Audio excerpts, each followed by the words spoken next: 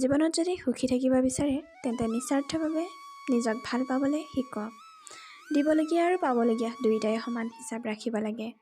এচাম লোকে কেৱল পাবলগীয়াটোহে হিচাপ ৰাখে, দিবলগীয়াটো একেবাৰে পাহৰি পেলায়। জীৱনত যিমানখিনি সহজ হ'লে মানুহে প্ৰতাৰণা কৰিলেও বিশেষ ক্ষতি হোৱাৰ অনুভৱ নহয়। যিয়ে আপোনাক নিজতকৈও বহুত বেছি ভাল পায় তেনে মানুহক কেতিয়াও যাবলৈ নিদিব। অন্ততঃ নিজৰ ভালপোৱাৰ স্বাৰ্থত হ'লেও যাবলৈ নিদিব।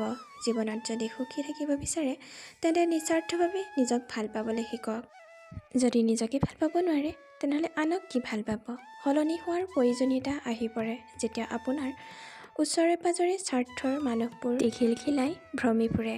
কেতিয়াবা বৰ অকলশৰীয়া হৈ পৰোঁ। মৌনতাৰ অৱসান ঘটাই কাৰোবাৰ সান্নিধ্যত একান্তভাৱে মনৰ কথাবোৰ একে উশাহতে ক'বলৈ মন যায়, কিন্তু মনৰ কথাবোৰ মনতে ৰয়। বিশ্বাসী মানুহৰ অভাৱত অকলশৰীয়া জীৱনে ভাল লাগি যায়। গৰীব হৈ থাকিব কোনেও গুৰুত্ব নিদিয়ে। কষ্ট কৰিলে সকলোৱে হাঁহে, সফল হ'লে সকলোৱে জ্বলে। এয়াই মানুহৰ স্বভাৱ। ভাল দিনৰ বহি থাকিলে নাহে, সেইবোৰ পাবলৈ বেয়া দিনবোৰৰ লগত যুঁজিব লাগে। কোনোবাই কয় মই বেয়া, কোনোবাই কয় মই ভাল। আচলতে যি যেনেকুৱা তেওঁৰ ওচৰত মই তেনেকুৱাই। এইটো হৈছে চিৰন্তন সত্য। কিছুমান মানুহে আনক ভালটোৱে দেখে, কিন্তু আন কিছুমান মানুহে সকলো ভাল কাম কৰিলেও বেয়াটোহে দেখে।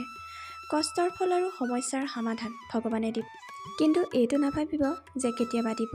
মুঠতে যেতিয়া দিব সকলোৱে দিব, মাত্ৰ ভগৱানৰ ওপৰত বিশ্বাস ৰাখিবা। ভগৱানৰ ওচৰত বিশ্বাস ৰাখিলে এদিন সফল পথ ওলাবই সকলোৰে। যিজনে নুশুনে তেওঁক নুবুজাব, যিটো হজম নহয় সেইটো নাখাব।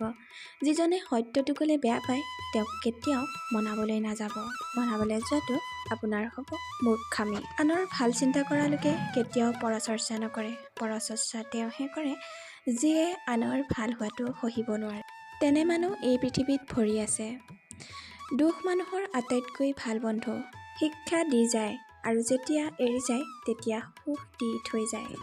অহংকাৰী নহয়, মাথো য'ত ভাল নালাগে তাত নাথাকোঁ। মন নাযায় সেইটো নকৰোঁ।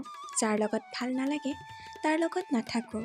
যদিহে ভিডিঅ'টি ভাল লাগে তেনেহ'লে like, comment, share and subscribe কৰিবলৈ নাপাহৰিব। আগলৈও এনেকুৱা ধুনীয়া ভিডিঅ'বোৰ পাই থাকিবৰ বাবে ধন্যবাদ।